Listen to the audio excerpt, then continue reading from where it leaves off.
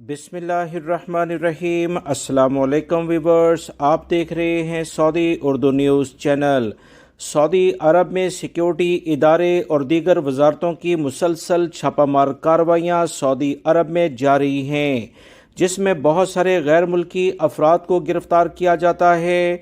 वो लोग जो अपने अकामे के प्रोफेशन यानी मायने के लिहाज से काम नहीं करते, सऊदी अरब में गैर कानूनी लेवल पर दाखिल होते हैं, या ऐसे गैर मुल्की अफराद को पनाह देते हैं जो सऊदी अरब में गैर कानूनी लेवल पर रहने की कोशिश करते हैं। इन्हें ट्रांसपोर्ट की सहूलियात फराहम करते हैं, मुलाजमत की सहूलियात फराहम करते हैं। ये चाहे सऊदी हों या गैर मुल्की, सभी को गिरफ्तार किया जा रहा है।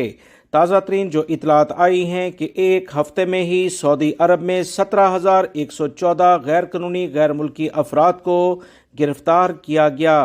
13 अक्टूबर से 19 अक्टूबर 2022 के दौरान ये गिरफ्तारियां हुई हैं।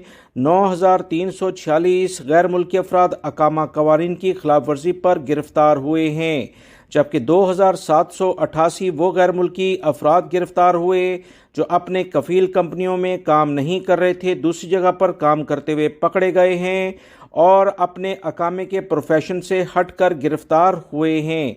मजीद इतलात के मुताबिक 16 वो अफराद भी गिरफ्तार हुए जिन्होंने गैर कानूनी गैर मुल्की अफराद को सऊदी अरब में रिहाइश और ट्रांसपोर्ट की सहूलत दी थी। याद रखें, 10 साल कैद और 15 लाख रियाल जुर्माना ऐसे अफराद को किया जाता है। गाड़ी और मकान भी सऊदी हुकूमत कब्जे में ले लेती है। इतलात के मुताबिक हर हफ्ते तकरीबन 10 से 15 हज़ार गैर मुल्की अफराद सऊदी अरब से मुसलसल डिपोर्ट भी किए जा रहे हैं।